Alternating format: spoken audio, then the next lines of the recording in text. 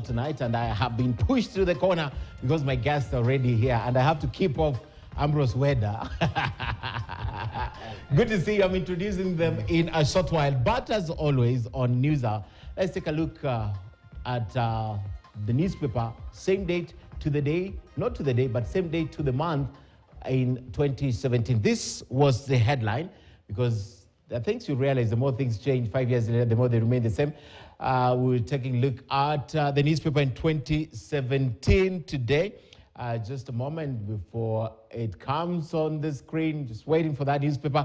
I'll tell you briefly, because in 2017, the headline then was the scramble for the 90 shillings unga amid tough questions. Remember, at that time, there was also the issue of high cost of living, long queues, desperate searches, and empty shelves. Mark, one of the subsidized unga as consumer group, asked questions on price fixing. I remember this time when you couldn't go to the shelf and buy 2 packets of unga, or there are people who are meant to buy the 300, the 90 and such. So that was the headline then. We'll talk about it briefly. But also the sub-headline right at the top of the newspaper was Ruto and Duale present as Sonko unveiled the running mate. He was running for the first time,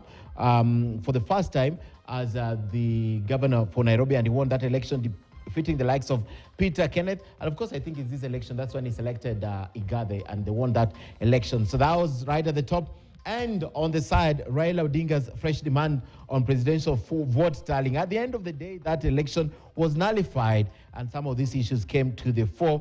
And Kenyans raised 4.5 billion online for ailing girl. That was the most positive story on that newspaper on that day. But that was the newspaper headline back in 2017 to the date today. But it was a Thursday. Today is a Wednesday. Welcome, gentlemen, to the show tonight. All my friends, I promised you that once the nominations are done, you're going to come back and you're going to talk about this. So in Kisumu, is unable to join us on or in studio tonight is Mike Agwanda, political analyst. And Mike, thank you so much. We are coming to you in a bit. Ambrose Weather, actually you have shifted. You're the Kisumu man. Now you're in Nairobi. Yeah. Wakili Ambrose Weather is coming here to do some abracadabra. Thank you so much. And of course, Dr. Ojwang, thank you so much for joining us tonight. Gentlemen, a good place to begin this discussion. But on that newspaper headline, the relations, Ambrose, same things, same time, and obviously same issues. Yes, I think it is time people are unveiling the running mates, running to elections, and then the issues. It seems that the issues about unga, now it is about milk, it is about petrol, fuel. Yes. And it's about school fees, it's about things are not doing right. It's about economy and economics. And as people jostle for power, how will it be? Claims of rigging. Part of, preparing for elections is always to say there'll be rigging. There'll be rigging. So that people want. Mm-hmm. It is like, I've seen where they used to say that if you go into a public place, those who use pickpockets, mm-hmm. They will come and tell people, beware of pickpockets. Kuramwizi. Then immediately they say, it is there. So those who are saying rigging, they already know. They want to know whether people know what they are going to do. Okay. So they tell you, we don't want rigging. We suspect they'll be rigging. Then they look at you in the system. They look at the way you look, then they know. They don't know. Dr. John, same issues, same time, same period? A little more severe this time, maybe. The famine, the angers, Wakili Ambrose have said, more stuff beside unga are now at stake, including cooking oil. Yes, same politics, same anxiety, and preparation, or lack of it thereof. So yes, I agree there is a mirror image of what is going on, except their stories are not as juicy as ours. We right just now saw the unveiling of Gachagua, Martha. Yeah. They didn't have that last time. Yeah, it wasn't as dicey as it is right now. And finally, Mike, you're away, so we'll be coming to you last. Same issues on that newspaper, and you expect to read those headlines going to the election, because they're the most important issues right now, and the politicians try to play around with the minds of many. In fact, the cost of living, let's subsidize, let's do this, right? Yes, correct. I think same issues, but I will also say that with a bit of severity in terms of what we're dealing with today.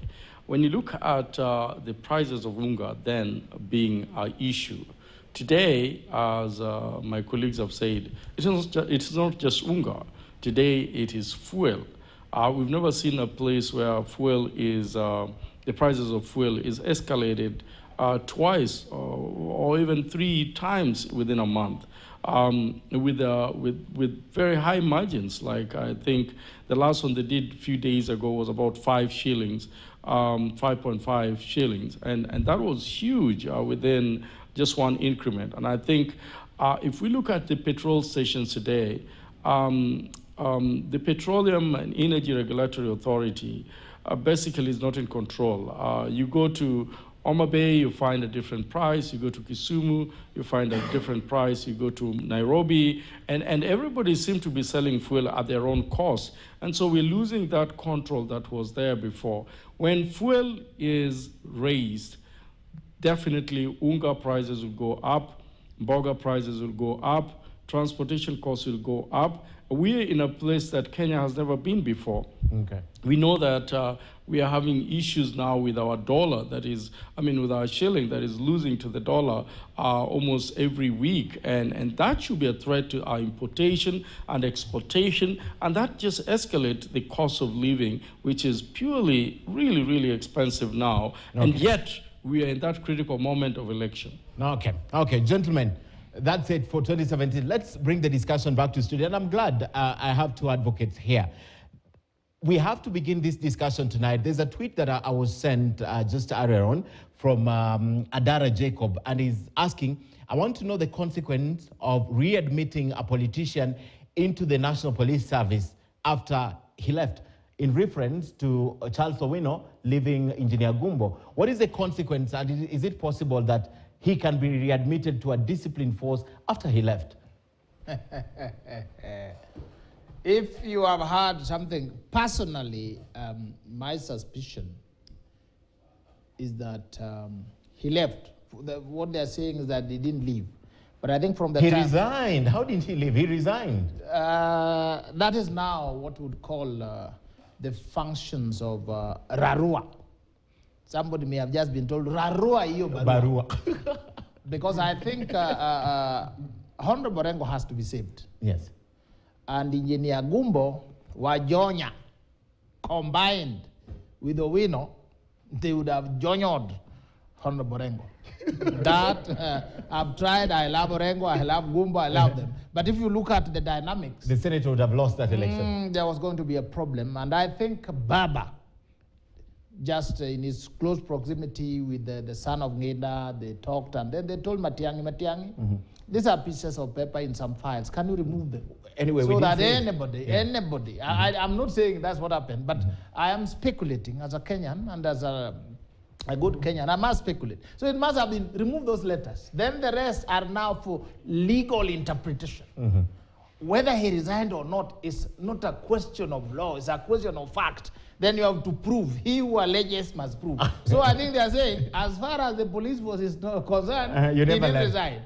But if you look at the circumstances, there is no policeman who can pay money for political nomination, claim to be running for whatever, if he is still in office. The way the police are, and the way they want the city was occupied, it would have been kelele all over. So I think he must have resigned and then left. And being also a very smart person, Charles Owino is very smart. He must have renegotiated. And Baba also seeing this, he said, Baba, we are not going to embarrass James, Bob, Agri, Orengo, Nyatieng. So this is so we are going to do a dabra-kadabra. The rest is now for them. This is about saving Orengo. It's about saving Orengo. It's not about Charles Owino. It's about saving Orengo. Okay. Otherwise, but you're forgetting Engineer Gumbo is still running. I mean, he's a formidable force down there. So regardless of who runs alongside him. Please. These running mates, they come for purposes of votes. They are not just running. So Engineer Gumbo comes from the Bondo side, comes from the Uyoma side. This other fellow comes from this other side. so that I think Ugenya or Hulu or this other side. So Engineer Ngubo is very formidable where he comes from. Okay. Fairly formidable. So he needs just a little. And they are saying, Orengo is good, a good debater, wonderful, but development record, zero. So all this put together, I'm not saying that that is the fact. I am just saying what they are saying. And this has gained traction because I've been there quite a number of times. I've gone there to preach the good news of the kingdom. I've done quite a number of things there. So you talk to them. So I think this abracadabra is basically to save Jim. Okay. Wakili, what happens when a running mate exits in the middle of the march? Because he had already even submitted the name to IBC. 16th was the deadline for the nomination. So even as you're commenting on this issue, what happens to the candidate? Does he nominate straight up, or does he wait for the election to nominate another person? How is it going to happen for Engineer Gumbo going forward now? It depends. I have to do my research on that. Okay. Because I've not thought through it. But I think that there is possibility of writing a letter. Suppose you had a running mate you presented and then they say they are no longer interested. So of course they will test that by writing a letter and saying, I've withdrawn my candidature, and then the governor will say I've renominated so and so. I'm not very sure the legal process or threshold, but it is also possible that it depends with when the withdrawal has happened. I know for the president is very clear, or the deputy president, but for this one it's more for the governor. Help, yes. The window itself has not closed. Okay. Engineer Gumbo still, I think, has up to either 7th of next month to nominate somebody else. To replace. The window will essentially close when the papers are presented. What is this 16th campaign deadline? period? What is the 16th deadline? The Submit running mates, yes. The list, to submit the list. But the exercise is still on. Yes. In fact, it comes complete the day when candidates present their papers. Okay. Returning officer. Otherwise, remember, these are the days people would exchange their boyfriends and their girlfriends. 29th to the 7th. So they still have a window. So that window he can change. Okay. And if it does change, if Dr. Juang here was coming from there, or Siaya, or my brother in Kisumu, he would have been nominated. Maybe I am. Raila say all those came from Siaya. So maybe this is the time to test the Siaya courtesy, because they are taking all the seats in our Homa Bay. So I hope so. But I think, it was getting tougher.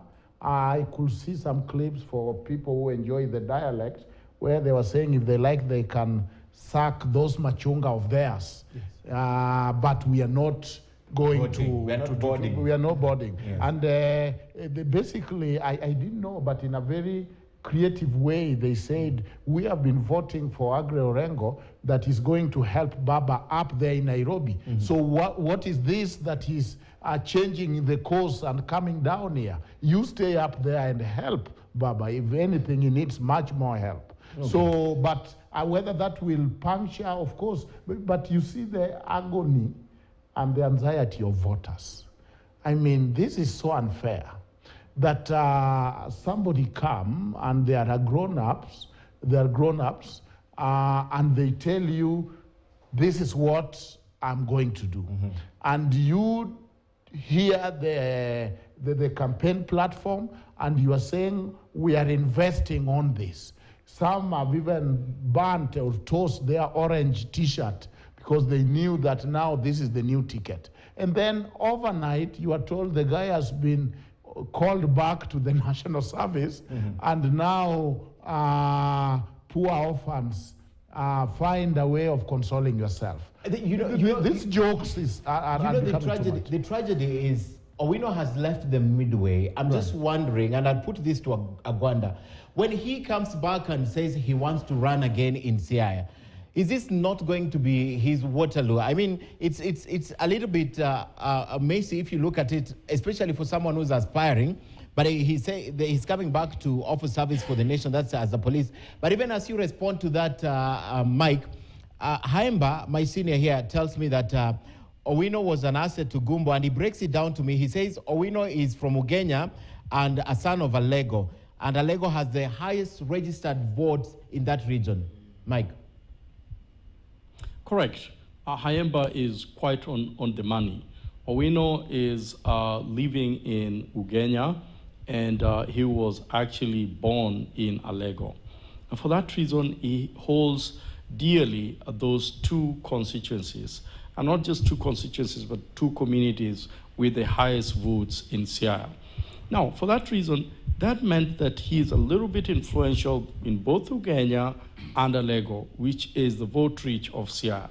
And for him to come with those two constituencies, and remember that Alego, Usonga, Alego and Ugenya, and as well as the other neighboring constituencies will easily vote towards one of their own. As a result, he was quite instrumental to Honorable Gumbo and to also bring in votes that are coming from Ugenya, the bigger Ugenya area, and the Alego area. And therefore, he was very, very instrumental. And it was an asset to Gumbo.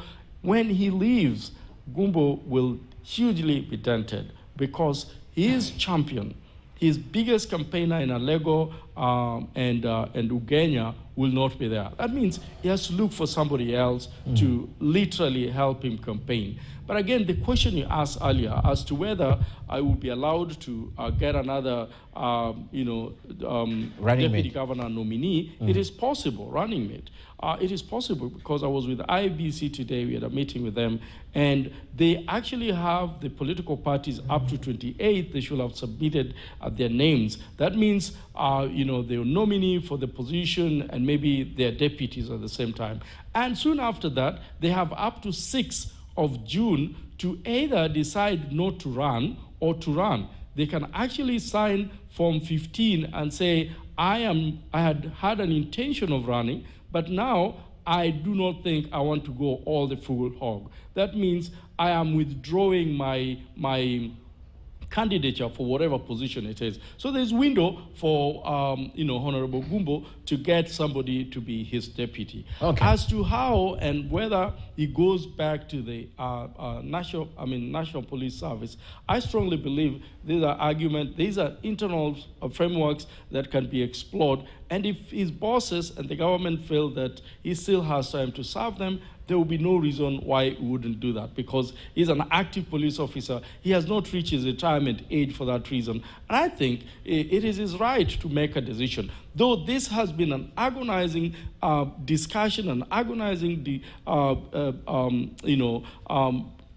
conversation for a while, because this is not the first time that Owino is being muted to go back to the IG's office. I think in December there were discussions to that extent, and I think now if he's gone back, it means that now he has fully decided that he's better off being in the service than being in politics. But that has come as after a lot of canvassing, and I think it's in the interest of Honorable Senator Jim Orengo. And it's interesting, gentlemen, because I will not question the ability of Charles Owino, who's quite learned. I will not question his ability to go back to the police. And he was at the level of deputy or assistant IG. Top Huko. Yeah. It means he was a step to becoming the IG. For them to make him go back, there is a huge promise there. It can't just come back and be a police spokesperson, which was a huge thing also to Owino when he was there. And he did a good job over the years. No, I think basically it was a trade-off. Drop out of this, we give you back a job. Not that there will be something to come. I think looking at his age, the current IG, basically, by the time the IG leaves, and he leaves, he will also be almost 60. So this was, in my view, purely a trade-off where they're saying, okay, you want me to drop. Where do I go? They say, we will rarua the papers, the baruas you may have written, so that you go back. Okay. And when you look at it, remember, originally they were going through ODM, and then they woke up and they were told, there's nothing like that. Yeah. So they are now in the wilderness, struggling. And him, he has not been in the wilderness.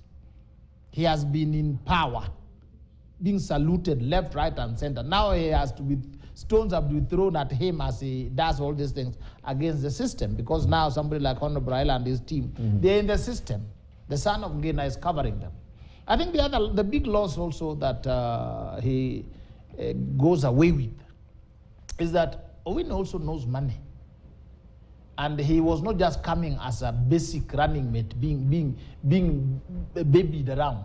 He was coming with his own bahasha. Because I remember even when he started to raise money for his campaigns, he raised quite a good money, good amounts. He's ran into millions. Yeah.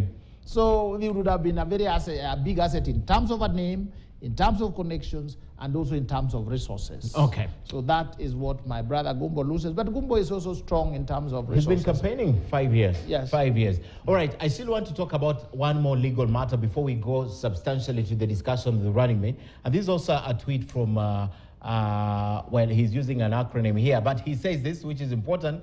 Is it legal for Jacom Raila Odinga to nominate Martha Karua for Justice Ministry, yet the Katiba says the DP shall not hold any other office except as assigned responsibilities that are assigned by the president? So Dan, Daktari, go with this. Is it possible? And what will happen? He has been nominated. Let me say on the 10th or 11th, they become the next government.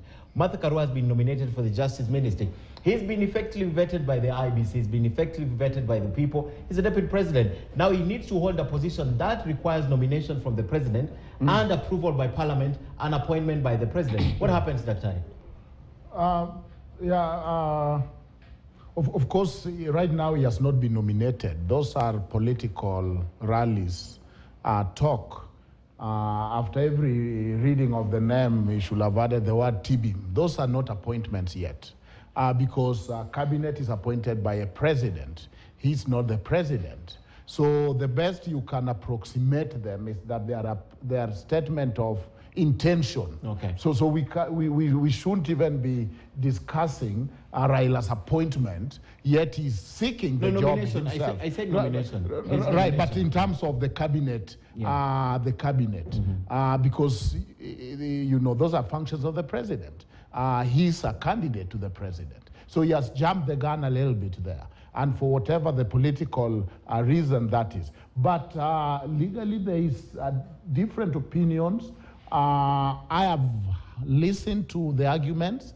I am more persuaded that it causes legal challenge because the presidency and the description of the office of the deputy president and the cabinet are defined in different ways.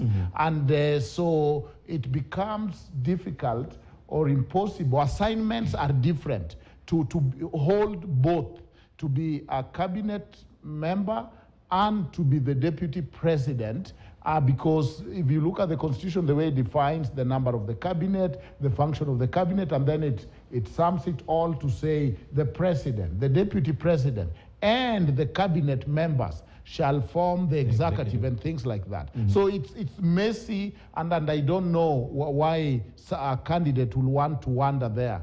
As we sing in the SDA church, prone to wander, Lord, I feel it. Because it's unnecessary baggage that he's walking in. Ambrose, executive order, can he do this? An executive order? No, let's get this. I think those who are near Baba, either they are reading voodoo law. One.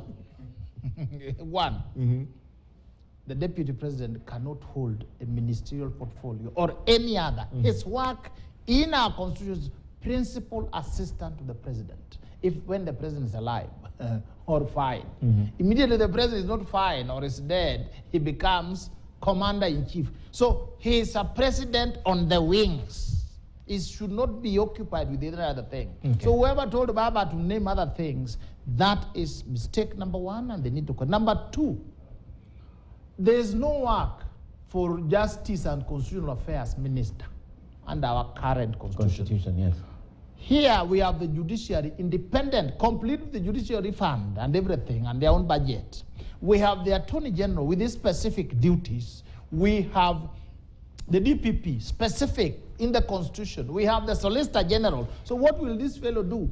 Number three, Baba's Attorney General. Number three, Baba seemed to have assigned him to amend the Constitution. The BBI fell just because it was started by people inside government. And the gist of the decision was that they are not Wanjiku. So those who are near Baba, please try to tell him that when it comes to matters law, now that our big brother, the tactician G. Magri Orengo, has chosen to go to collect taxes in Nyadorera and sell oranges and grab from those women who are selling vegetables. Yes. If he was near Baba, would have said, Jacob, This is a mistake. you can't talk like that. So these others, I think they fear Baba.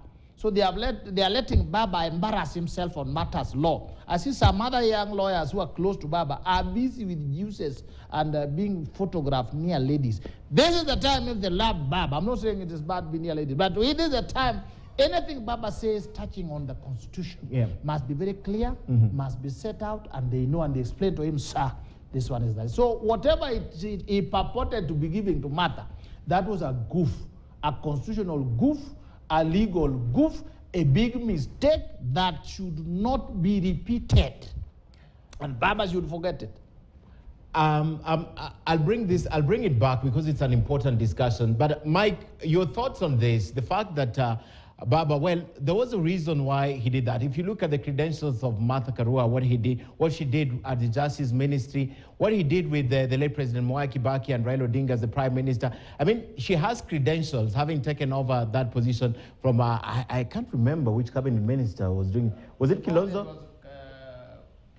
Kiraitu Murungi, yes. Kiraitu did what is called radical surgery. They just bundled up judges and people out. And after the Anglo-listing, I think that's when. So your thoughts, Mike, on this, on the point that the two lawyers here disagree and say this is out of law completely, it's ultra-vires and all? Let me say this. I think Honorable Raila Odinga has the right to dream and to vision a country that he wants to lead. He has the right to plan it the way he would have wanted it to be planned, with the people that he wants to serve him. And for that reason, he knows that it's within the law that the deputy president is not supposed to hold any other legal, CS position or any position of that nature. But in this case, I think he's pretty aware that for him to appoint the deputy president to that position, he must go and change the law. So it is very possible that he will be very hopeful that once we get the government, he gets the government, he will go to parliament, change the law to allow the deputy president to be appointed as CS. The controversy here is whether the deputy president will be subjected again to go before the parliamentary committee and, be interviewed, just like any other CSs that are appointed by the president. And for that reason, that will look a little bit tricky because this person will already be holding the position of the deputy president of the Republic of Kenya. I think it is purely on their promissory notes as well as, propositions that if we form the government, we will do everything possible to make sure that we give you this position. Look, Ken, I was in Nyeri, and I went to a Azimio, rally in Nyeri. And the governor of Nyeri made it very, very clear from Mount Kenya. They said, we don't want the deputy president because the deputy president position from Mount Kenya is just like any other position. We want to know what you want to give to Mount Kenya. And for that reason, I think Honorable Raila is listening to the mountain and is saying, if I just give them a deputy president position, perhaps they will not vote for me. But if I give them positions that is of influence and authority, they will know that I'm not just giving them a position, but somebody who can help them in certain ways. I don't think Honorable Raila is a fool for him to decide that the constitution and legal docket will go back to Martha Karua, a position that she held before. And for that reason, if there are matters legal, if there are matters constitution, if there are matters that borders amendment of the constitution, that ministry can still hold and give direction where it is necessary. I don't think it will infringe into the right of the judiciary. I don't think it will infringe into the right of the office of the Attorney General. I don't think it will infringe into the right and operations of the office of the DPP. I think if they make it very clear and they go to Parliament and say this is what we need for this position and their reason to that extent, it is still possible. But they must go to Parliament and change the laws. As for the credentials of Honorable Martha Karua, I think whether we like it or not, She holds some credentials that many Kenyans have not held before. I think she is capable of being the deputy president. And in another section, the women fraternity that otherwise would not have campaigned or perhaps even voted for Honorable Raila Odinga from Mount Kenya, a good number of them will definitely be voting for Honorable Raila Odinga based on the nomination of Honorable Martha Karua as a deputy president. Very interesting observations. And I don't think 3 lawyers here and 2 advocates cannot dissect this matter. Gentlemen, I mean, the Constitution stipulates the number of cabinet ministers that will be appointed. I put it at 22. Yes. The law does not stipulate the titles of those cabinets, if I'm not wrong. I mean, there can't be that it's not possible to create a new ministry and name it whichever way he wants to name it.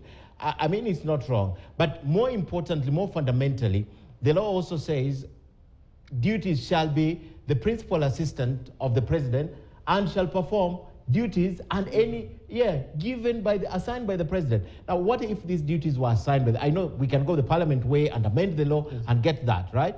But what stops Raila Odinga? I know he's a dreamer. He's a dreamer because he's not been elected as president. So is Deputy President William Ruto. They're all dreamers right now and focusing their heads of how they want to run the government. I mean, government in inatengenezwa sahi. We can't deny that. So what happens? How will he actualize? Forget about the fact that Daktari there says he's ultra-vires. He's gone beyond his powers right now. What happens? What is the real scenario as advocates now? But I've said, don't listen much to what Agwanda is saying. Agwanda just wants to be nice to Raila. He has gone to elections and so on. We are now talking about constitutional law. Constitutional, we are not talking about rumors. We are not talking about dreams. We are not talking about whatever. Such that even if you tell Honorable Raila that when you become president, you do that one, he will meet us. We will oppose him. We will go to court. It will be nullified. You see, the work of the deputy president is spelled in the Constitution. And one of the things he cannot do is to be a cabinet secretary. He can't be a cabinet secretary in whatever manner. The work of the president is also spelled out. One of the things the president cannot do is to do the work of a cabinet secretary. He can't say... He cannot take a portfolio he can't. And say, I'm the minister of finance. Our constitution does not allow that. Okay. And if he purports to do that, he'll be acting ultra-vires against the constitution. And our courts are very robust. We'll make orders. Even if he disobeys them, one day we will jail them. So there's no confusion. There is nothing like whatever. What pains me is that some people around Baba, instead of giving him correct, basic, ordinary, simple, legal advice, they want to cheer whenever he's making mistakes. They say, hey, Baba, you know you have rights. Nobody says he doesn't have. He has rights to breathe the oxygen. He has rights to run for president, but immediately becomes the president. They erase a constitution. Those are the same people. And he swears by that constitution. Yes, those are the same people when Baba they started the BBI, and we used to tell them there is something wrong here, and they say, oh no, we just know you are against Baba. What you say? No, there's something wrong here. The court will nullify this thing. They couldn't. I'm telling you, one of the biggest problems now Baba has is that tacticians, legal tacticians like Orengo are now in Nyadorera trying to be governors so that they collect those taxes. If he was here, Baba would not be talking like that. And I don't think that even the people of Mount Kenya, they are interested in a Minister for Justice and Constitutional Affairs, because Minister for Justice and Constitutional Affairs under our current constitution will be having nothing to do. Nothing. Okay. When Kiraitu was Minister for Justice and Constitutional Affairs, when Martha Karua was Minister for Justice and Constitutional Affairs, it was under the old constitutional dispensation. And it was powerful because you could direct the Attorney General, you could do all these things, they were the ones presenting budgets for these institutions to Parliament. Now, these have been completely separated. So to say that I'll give it to Martha and what they are making Baba to act in a cavalier manner that shows he doesn't have technocrats around him. And I think being with President Uhuru should now unleash to him the army that he had in 2017 and 2013. Very sharp people, each person concentrating in their areas. And it requires the candidate also to comply. Not you take Baba there, then he says, I have assigned this one, this ministry. I've assigned that one, that ministry. I've assigned that one. That is serious. Okay. Duncan, Daktari, close this for us. No, the rule of law? I'm ready for the next question. I think this question is exhausted. No, it is exhausted because, to be honest, it is going to be an uphill task. And you wonder, why will you want to pick that battle? Who in Mount Kenya is excited about the office of the Minister for Justice? Why on earth will you give Martha, who was not even with you the other day, honor her to be the deputy president, and then on top of that, cut a cabinet position and give her? For whatever reason, for political expediency or whatever, and is it to make sure that she is now, because remember she was our lawyer in the BBI, and she represented Just the one law of them. professors. Yeah, she was the lead, and in the Court of Appeal she did such a great job, and so we know what she thinks about BBI, and we know what she thinks about impunity and personalization of power, and it will be time for her now, whether it's so-called baptism by fire, to see the amount of impunity that is brewing around, working close to the government, and we will see whether Martha, who was our lawyer, who said, no, this is where I draw the line, will now be happy that now it is the law of man and not the rule of law anymore. I think she's spoken to that, and I don't speak to her, but she said this, that the ruling was the court found there's a problem on the initiation of the BBI, but the constitution can be amended. So that was the overall picture of that ruling. And if we go there, I think we will not finish the discussion. Right. So let me take it back to Kisumu. Mike, the choices that were made over the weekend, hits or misses? Let's start with the Deputy President nominating the Madeira Member of Parliament and Raila Odinga nominating Martha Karua. Hits and misses and the strong points that flow with this. Let me start with the Deputy President nominating Honorable Gachagua. That's a hard nut to crack. Definitely a very hard sell to the Republic of Kenya.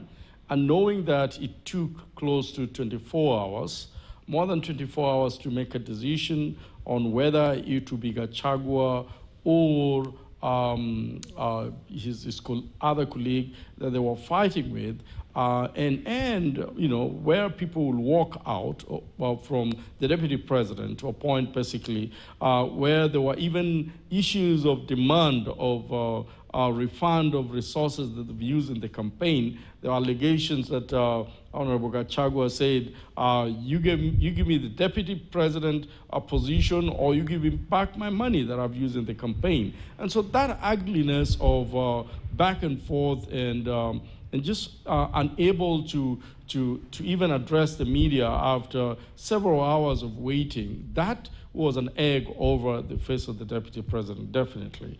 I don't know how he's going to sell to the women fraternity that really, really up in arms with the government and with every institution about the two-third gender rule that is supposed to be implemented.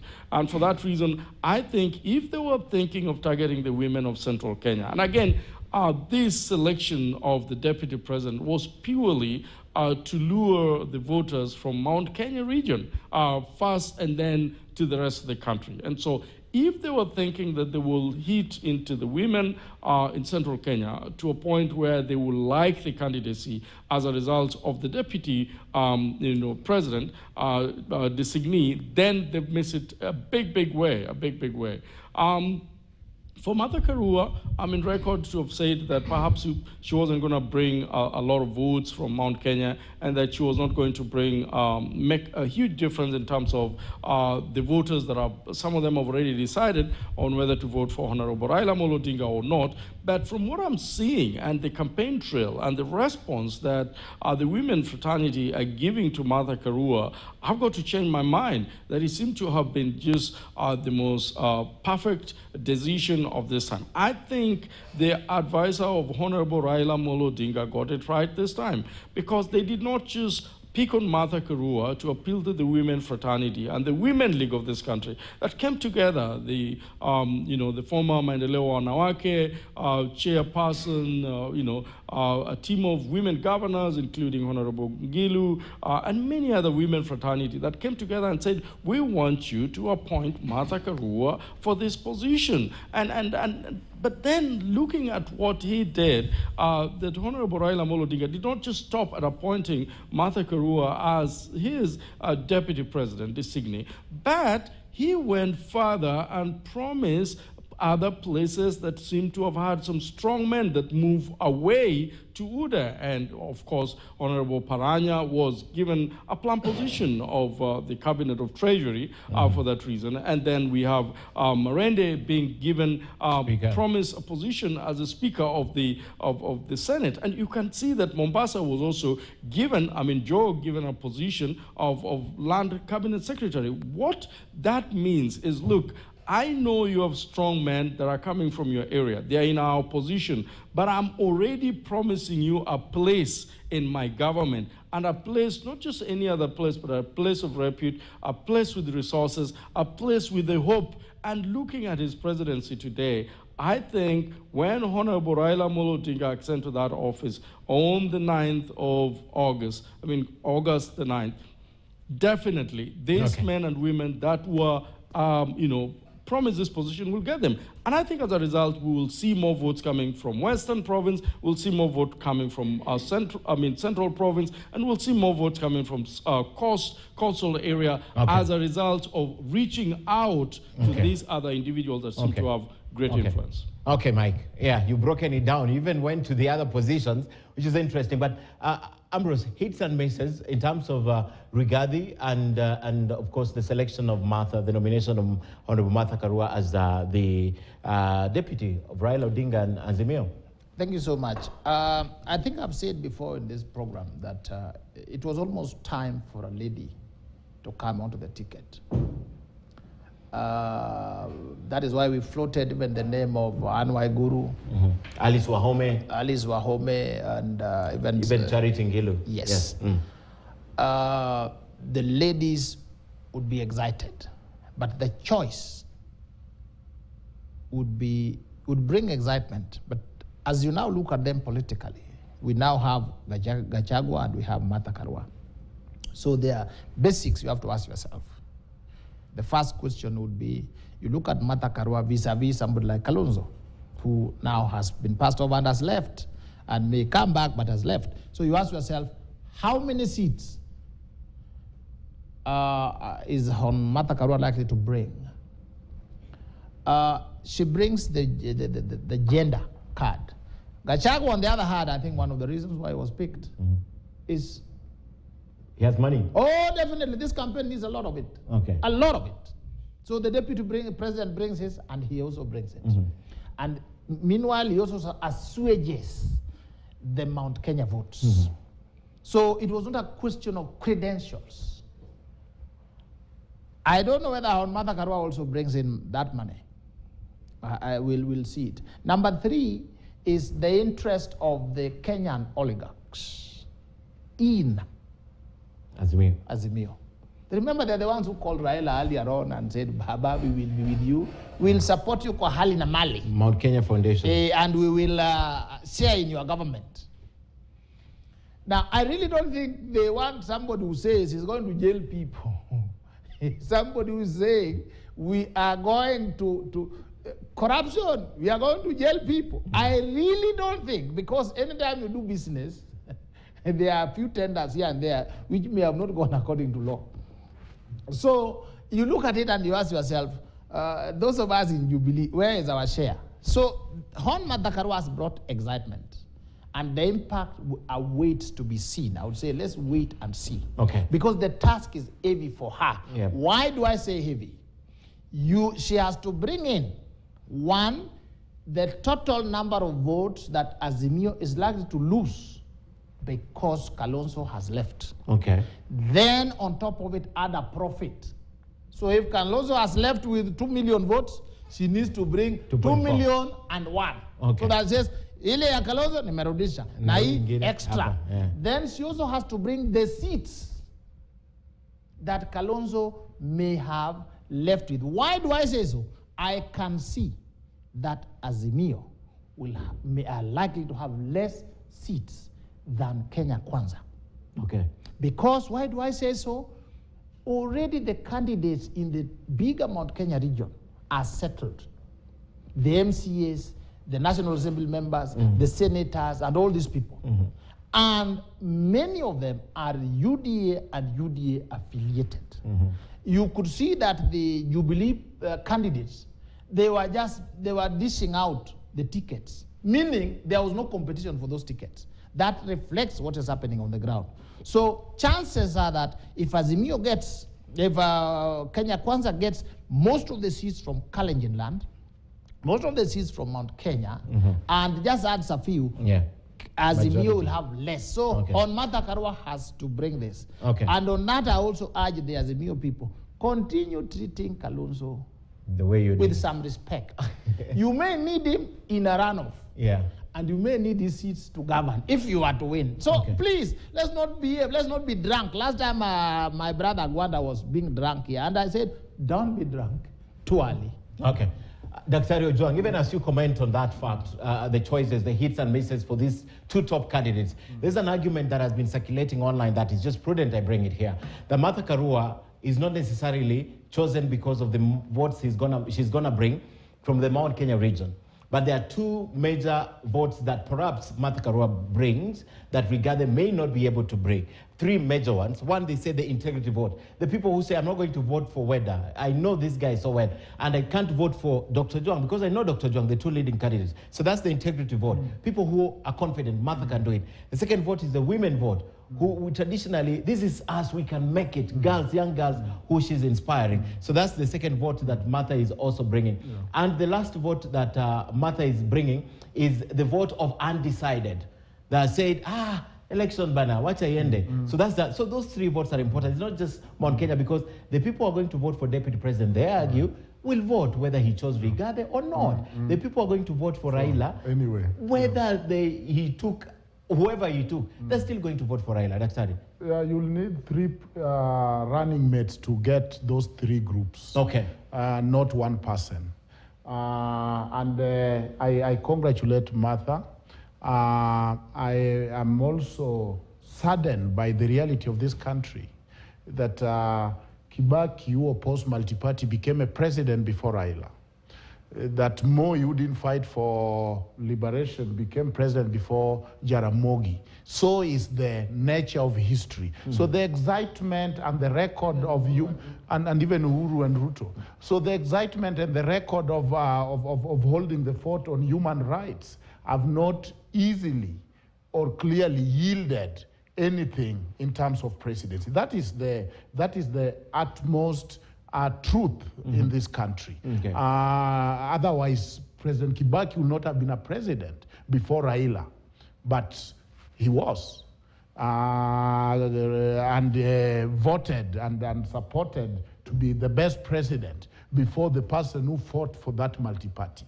When Jaramogi fought for multi-party, remember that in that very election, the doyen of opposition politics hit number 4.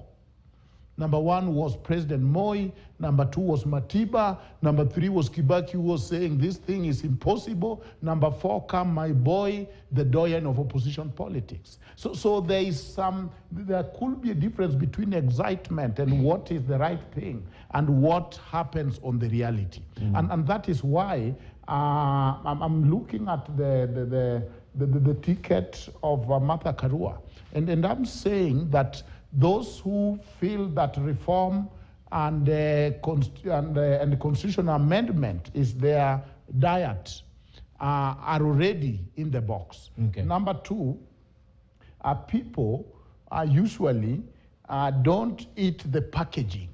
They remove the wrapping and eat what is wrapped. And what is wrapped is constitutional amendment on one side. Vis-a-vis what is wrapped on the other side is the economic empowerment. So you can put lipstick on a pig, and you can package your things very well. But when you go to a shop and buy a well-packaged bread, you put the package aside and eat the dough in the bread. And so I think that Kenyans, as usual, move beyond the neat packaging and get to eat what is packaged. Finally, if you had a prescription and this medicine is making you sick, even if you now bring Ben Carson, but you are going on with the same medicine, it will not change your recovery rate. If the Kenya economy is ailing and we have crossed the rubric in terms of the political rights and we are moving to economic rights, and you are still pushing the political rights, then and one of the main agenda is to remutilate the constitution, then it doesn't matter whether you bring Barack Obama. The prescription you are giving us is the prescription that is driving us the dinosaurs route, and it doesn't matter who administers it. Oh, what a way to look at it.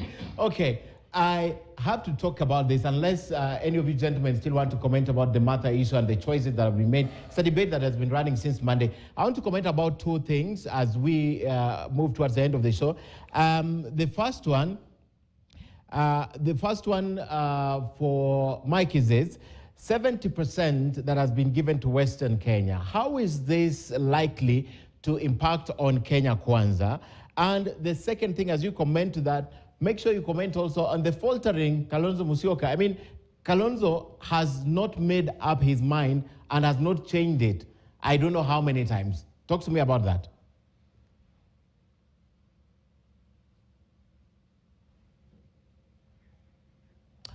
All right, we don't have a Gwanda, but we'll try and get back to him because it's very important. So, Ambrose, talk to me about this. 70% first? Yes. And then talk to me about Kalonzo Musyoka and the way...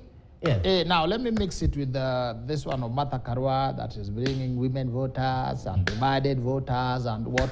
Kenyans vote, number one, on the basis of tribe. Number two, on the basis of party. Number three, on the basis of bribes. Three things. This thing of gender, those people who are talking about integrity, those people, they don't go to vote. In fact, when it is raining, they don't leave the offices. They tell you are there. So, tribe, Luos are saying, whether you are Amdoga, you are with Uhuru, because we are Luos. So, these ones that Honorable Martha Karua will be bringing, he herself, she ran for president. She was a woman. And Kenyan women are men. If they decide to make a president, there's nothing women can do. Yeah. We will get 51%. They will get it. They won. They'll get everything. Yes. Martha Karua tried, they gave her 50,000 votes. Charity Ngilu, the same. In Kisumu County, you can see that we are just trying with Wanga to be governor. Homa Bay. Baba has to just come and stamp his feet. Homa Bay. Yet there are more women. Here in Nairobi, all these things. So, I can say that her ticket is exciting. I feel excited also about her. I feel excited about her. But this grandiose hope, I don't see it when we are talking about Kenyan voters. Coming to Honorable Kalonzo, yes, a great man. I really don't know. Either he has bad handlers also himself. He has his hands in Azimio. But the way he behaves, even loving him becomes difficult. He's giving Baba justification. Say, you see? Because even he doesn't have even networks. Even they are going to KICC. He doesn't even have networks to tell him, already Martha has been picked. Yet, Martha had been picked. Even posters had been done, printed. No, actually, Kalonzo, he knew. He said he knew it the previous night. That's why he went his way to choose his running mate. But he went to State House to do what? You see, printing did not take place the same day. Yeah. But immediately the mother was announced, there were printed material all over. So it means he cannot even read the legwork. He cannot even sit with President Uhuru and see the ways the son of Ngina is talking, and he says, here, I am.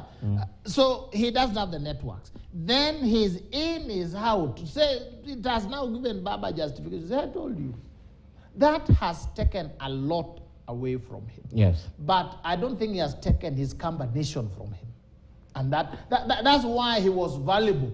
What made him valuable was not how he can talk and negotiate. The people behind him. The people behind him. They may continue with him. And if they are with him and he walks away with them, that is Baba's vote gone. Walking away.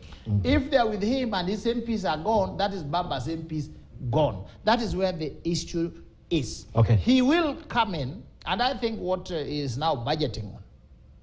Let me run, pick some votes, then there's a runoff, then we negotiate. Yeah. And I can say if there's a runoff, the first table, he will table his budget he has spent on campaigns. I said, before I decide to support you, or bring this money. This is what we have supported. So you'll have to pay him, number one. Okay. Then number two, you'll have to renegotiate. So this post that Baba is distributing, including to him, he's also been given something. Yeah, Chief Minister. Is given in a way that will make his also Kamba people say you have downgraded our son. Because what I think the Kambas want, what I think the ones I talk to, they want hope. Okay. That after Baba, our Kalonzo. son will take it on the 70%. Yeah.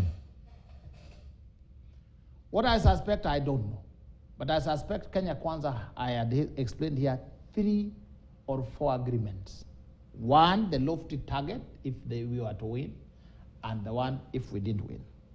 There are agreements looking today, if they win, and after Baba. I think these are what they are doing. So that I really don't think if they were to win, then the chief chicken sellers, the deputy president, will be saying, let's check how much you brought. No, he'll just No be like, one will we have brought this thing. Okay. But if he doesn't bring, they'll be looking at what about in future. So all this put together, I think the teams are still checking. So those who are dishing out seats, Okay. President Moi used the V post, V post, the VP post. Anytime he's going to negotiate with people, say, I'll make you VP. Okay. I'll make you VP. So if Baba has distributed all the seats, what will he use to tell people? He's only done 6. He's not distributed everything. Once you have taken finance, Land. you know that is the one you would go to Kikuyu land and tell them, you people are the ones who have been managing this economy. I'll give it to you. Okay. Now he has given that away. What else? Okay. Let me go to, I'll come to you lastly. But Mike, talk to me about this. The 70% Western Kenya, it's now a rough patch in that agreement of Kenya Kwanza and how it's affecting them. And also talk to me about Kalonzo Musyoka faltering and not the inability to make one decision and pursue it through. Let me make it very clear. I strongly believe that the condition of 70% from Western Kenya that is supposed to be delivered by Honorable Musalia Mudavadi and also Honorable Tangula is in a way supposed to tell them that I, the Deputy President, William Somaya Ruto, I'm not going to form the next government. And for that reason, I'm preparing myself to be in the opposition because I know that if I were to get 70% from Western Kenya, I will become the president. But now that I know you people are not able to deliver 70%, let's put our signatures on this paper and agree that if you don't deliver it and I don't become the president, you'll have failed me and you'll not be part of me in the next dispensation of being the opposition leader of the Republic of Kenya. And for that reason, I strongly believe that this was to set them up so that they are told that you are failures and you've not delivered for me, and for that reason, let's sever this relationship. Let's meet another day when there's an opportunity, maybe in 2027. I see that as a setup. As to Honorable Kalonzo, for him to decide that he wants to go out there by himself and run for, as a presidential candidate, I don't know who is advising Honorable Kalonzo Musyoka. But I'm telling him, he's goofing several times that even his followers really do not understand him today.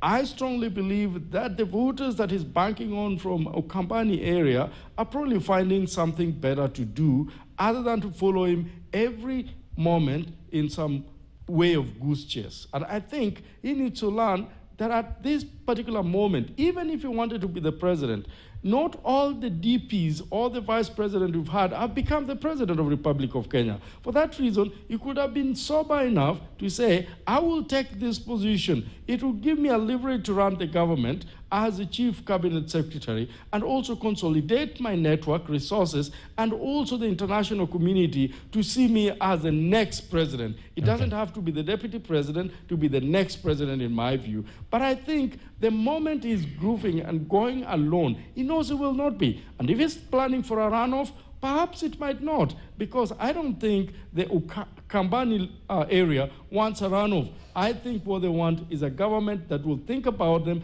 a government that will be inclusive, a government that will bring them development, and a government that will be there for them. Some of these politicians that think that they're bigger than a country and they're bigger than life need to know that our time is running out, and for that reason there will be emerging leaders that will meet the needs of the people today. Okay.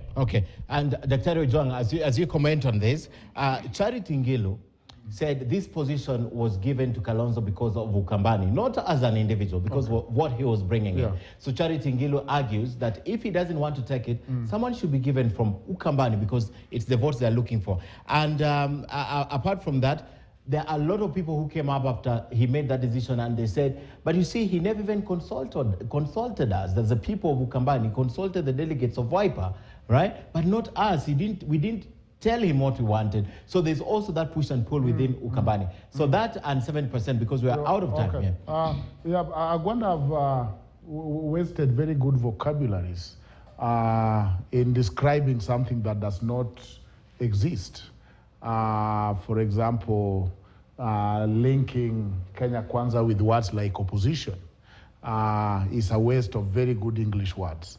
But be as it may, it's also amazing the ability and the acumen of Azimio supporters when it comes to Mudavadi maths.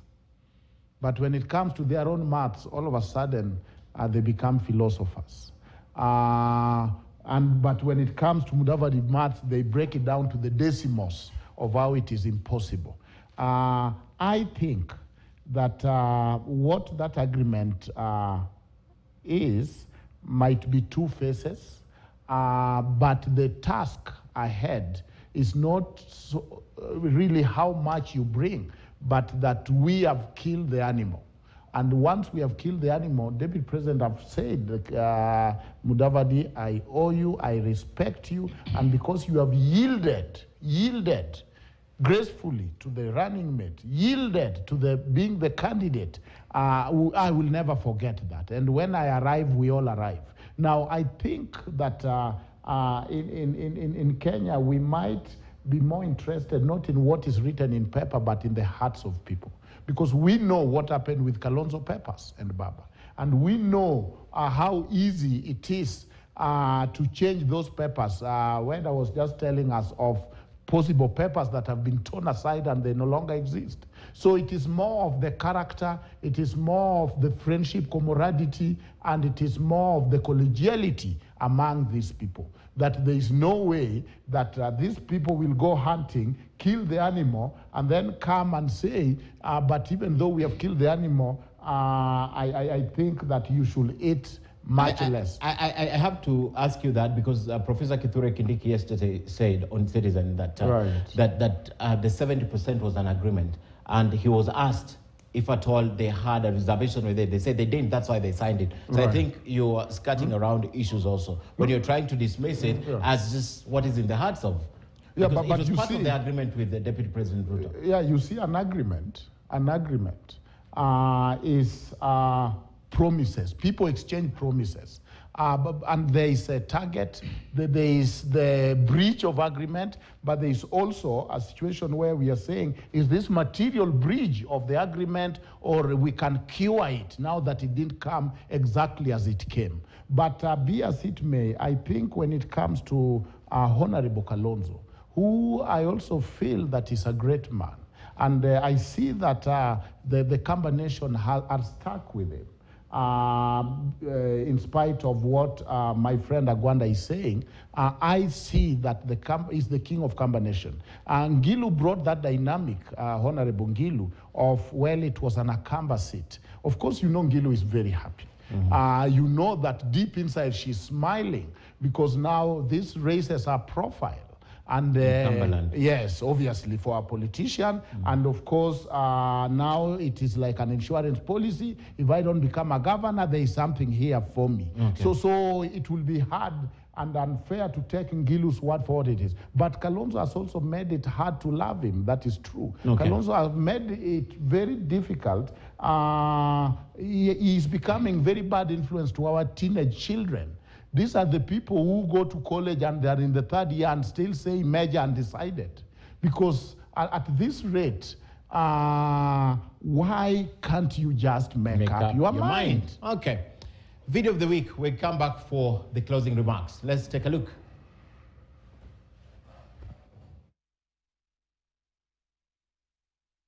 One of the problems in Africa is the assumption, and I want to repeat to us, perhaps we are the better lot, but there is a sense in Africa in which the politician, whether they say it or not, actually believe that we, the electorate, are a bunch of nincompoops.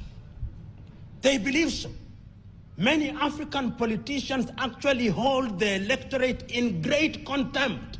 They think we don't think. Well, they think we don't think.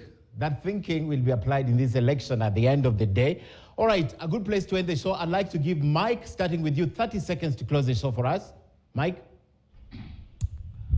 I think it is a time for this country to unify from all political parties and all the tribes and communities and to have a peaceful and meaningful campaign. I pray that IBC will be able to conduct free and fair election in the interest of all the aspirants in this country. I want to say this, the aspirants that are called independent aspirants must also be included.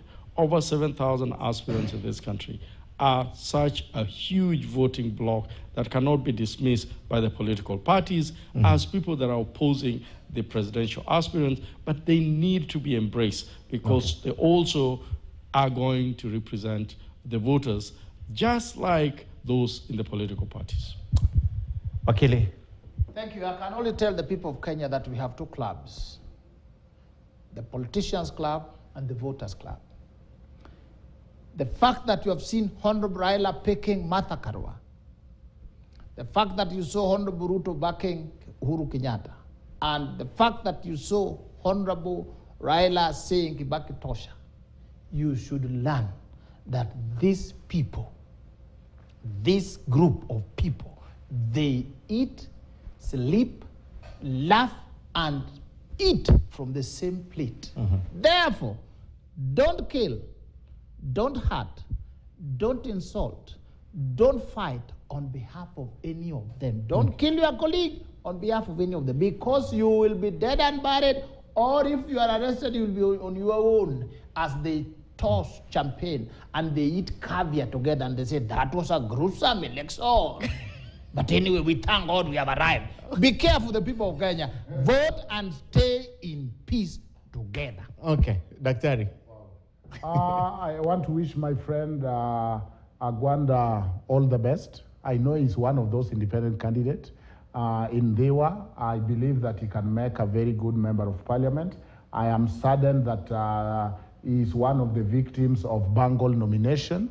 And so I wish him enough grace to cover all the challenges that he's going to face. Finally, I also think that it is time to remove the packaging and to eat the actual menu of what these parties are offering. And with that, I believe that we will be able to start looking at the record that Kenya has moved from political right to socio-economic rights. We will be able to say, for example, Honorable Martha, you are a great person, but when you are Minister for Water, you liberalize water, and now water is being sold as a commodity. And this is a mistake. Repent, or we again change this policy. So there is misgiving both sides. Okay. And I know, I see your eyes rolling. I'm not fixing this from the thin air. The Human Rights Report shows how Martha, when she was Minister for Water,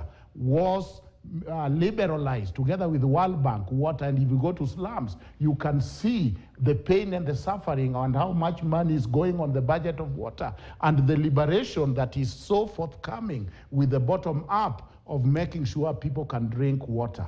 My eyes were rolling because I thought if you take us that direction, Mike will want to come back to defend their candidate. And I mean, as a lawyer, I would hold brief for Martha Karua, and I say that when the things she has done or she didn't do to be put on the table, she needs to be called, or her representative should come here, so that when you raise them, then someone responds. Exactly. That is the Kenya we want, where people have a right to talk and defend right themselves. Yes, because so that's a debate. For now, she's a candidate, and we wish her well. We wish Gachagua well, and we wish you also well. We wish Agwanda well. Really well. But Agwanda,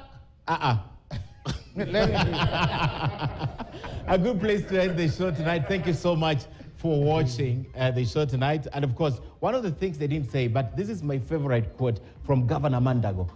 Weka siasa kwa lungs. When you sneeze, inatoka. Because we need a country at the end of the day. We all have to have these conversations every day, because the day we stop talking is the day we start fighting. Thank you so much, Ambrose Weda, Dr. Duncan Ojwang, and Mike Agwanda all the way from Kisumu, and on behalf of the whole crew. Thank you so much for watching News Hour. Next week, same place, same time, another great discussion. Have a good night. My name is Ken Mijungu.